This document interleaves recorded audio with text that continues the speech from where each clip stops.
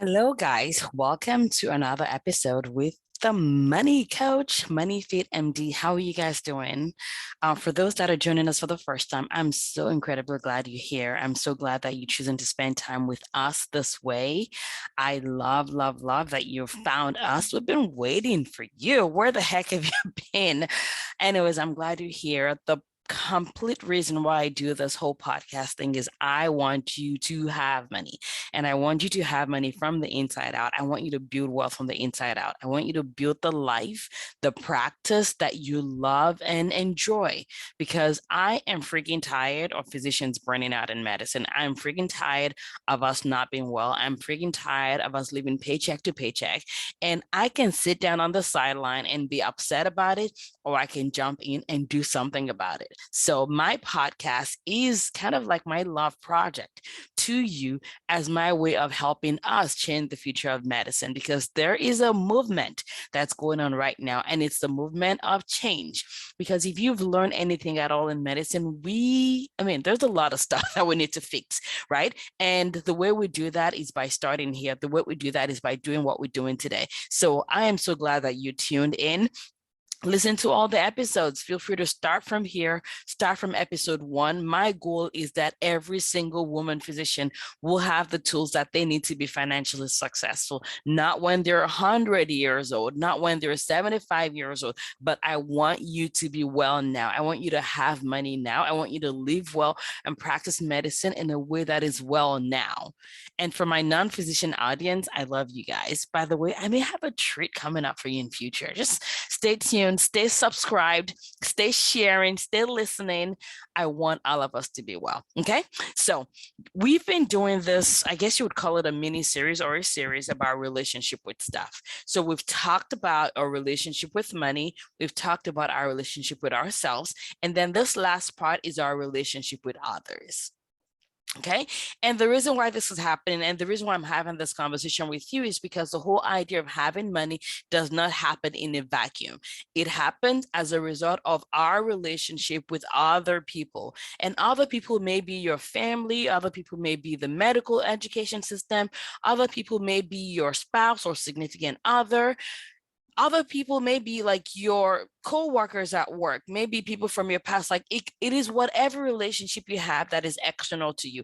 It may also be with your children. So the key is the stuff that you learn in here, I want you to extrapolate it and use it however you need to use, in a way that builds wealth, in a way that moves you forward and helps you achieve the goals that you want to achieve. You got me? You got me? All right. I'm super excited to be here. So here's the deal. When it comes to our relationships, as you may have heard in the other episode, it's our thoughts about things, right? Our thoughts about money, our thoughts about ourselves, and now it's our thoughts about others.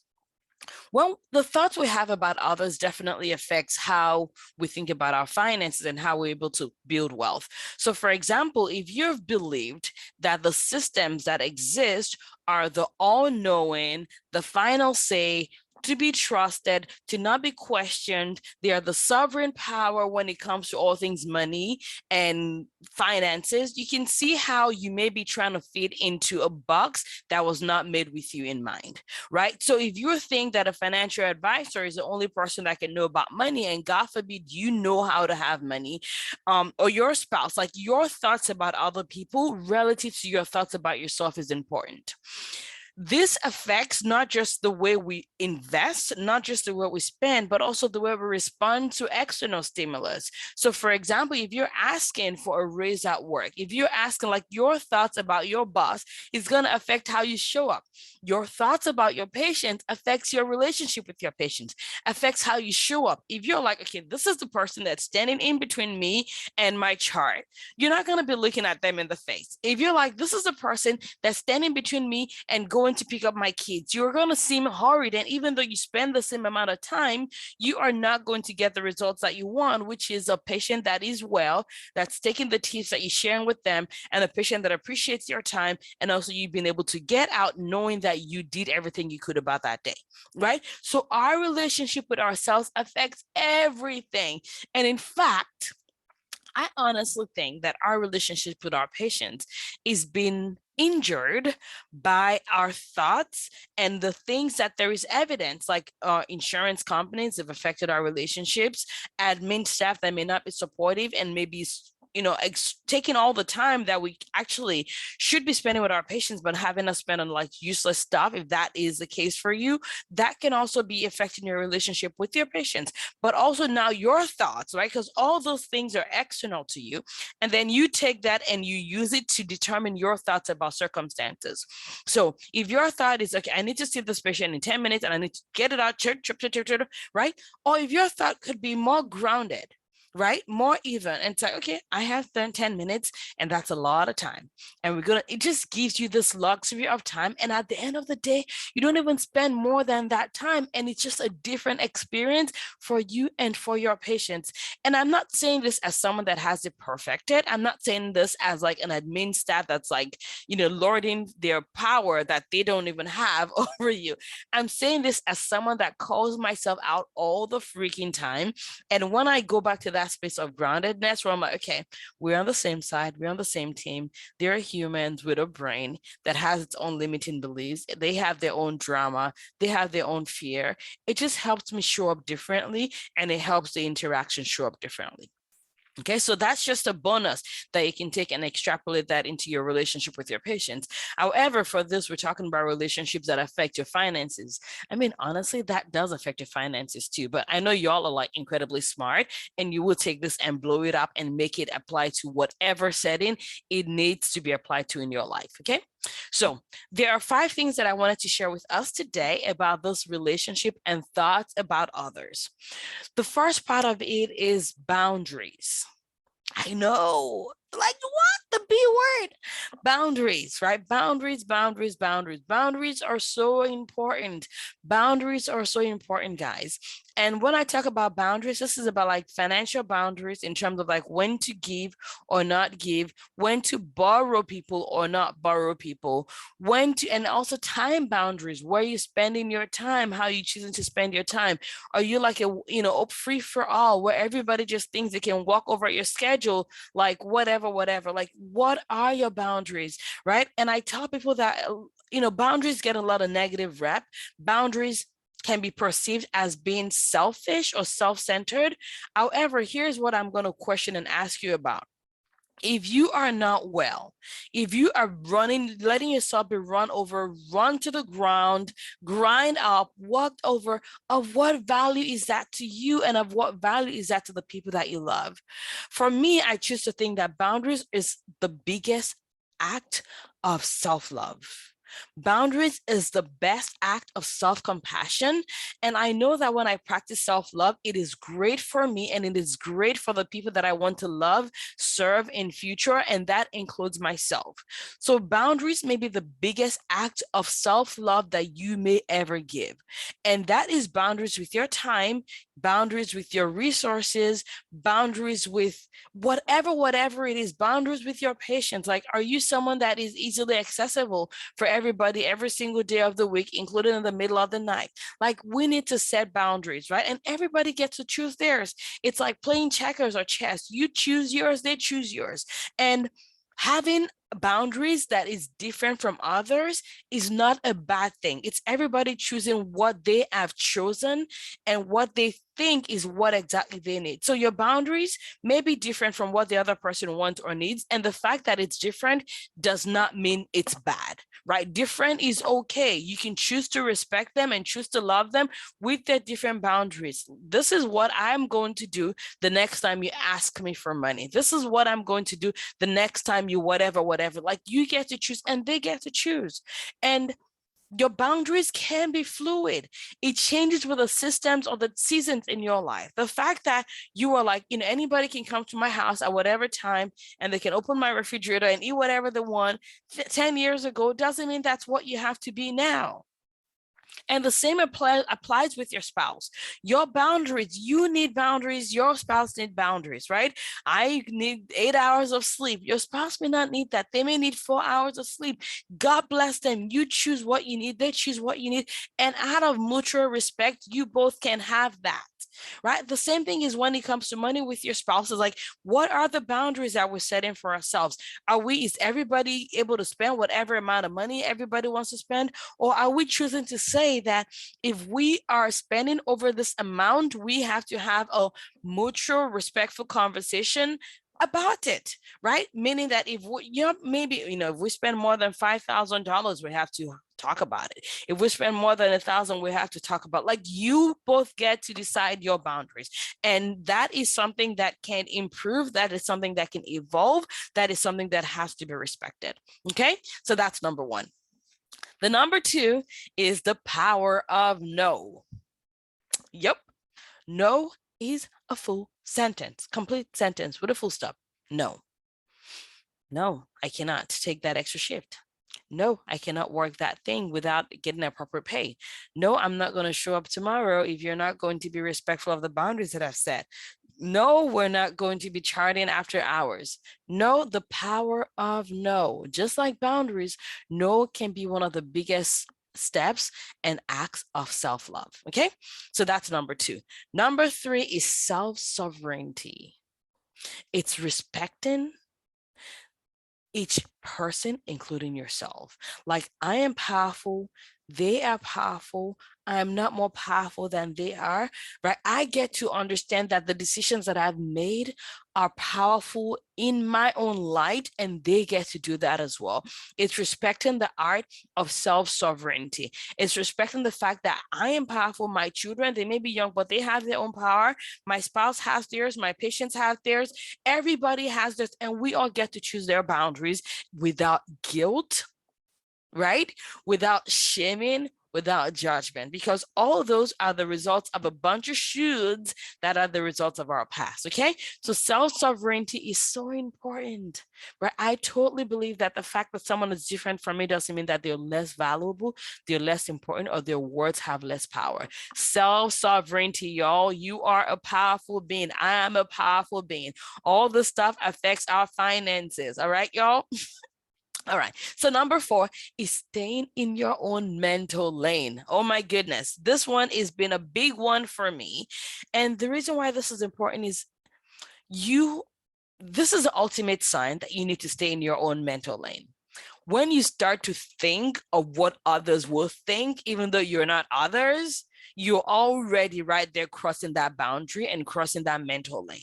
Right? When I'm like, okay, if I negotiate, this is what they're going to say, this is what they're going to think, and most times when we're crossing that mental lane, we're usually not doing it for the positive. We're usually doing it for the negative. If I say this, they're going to think I'm a horrible person that should never have been practicing medicine in the first place. If I do this, they're going to think that negative thing about me. Like, we are crossing lines, y'all. Like, mental lane, stay in your mental lane. Your thoughts are the results of your thoughts. Their thoughts are the result of their thoughts. You let them have their power to their thoughts. That is the most loving thing you can do. In fact, I tell myself sometimes the best and kindest thing I can do is respect people, love people enough to let them be wrong about me. Yes, let them be wrong about you, right? I tell my kids all the time, everyone cannot love you, you're not plantain chips. And they're like, Mommy, not everybody loves plantain chips. It's really funny, right? So stay in your own mental lane. You get to choose your thoughts. They get to choose their thoughts. In the Money Fit MD school, I teach my women how to use this module, this sort of like this coaching tool that I use. And if you're not in there yet, get yourself in there, because I want you to learn it, because it literally is going to change your money and your life. And what I tell people is, my thoughts are the result of my own modules. Their thoughts are the result of their own modules, and they get to choose it, right? My modules works for my life, creates a world that I want to see, and theirs does the same too. And I need to learn to respect that. I need to stay in my own mental lane and not cross into their own sovereignty, and not cross into their own lane and cross their boundaries that they have set for themselves. I get to choose mine. You get to choose yours. So everyone, stay in your mental lane. You get to choose your thoughts. Don't assume the worst of what everybody is going to think about you. Well, I mean, in fact, I'll tell you guys, because you're my people, right? I post stuff on social media because I'm all about calling us out lovingly and making us take the steps and moves that's going to create the world that we want to see. Because I want you all to have money in your pocket. I want you to be well. That's why I do everything that I do on this podcast. That's why I do the stuff in Money Fit MD. That is why I do what I do, right?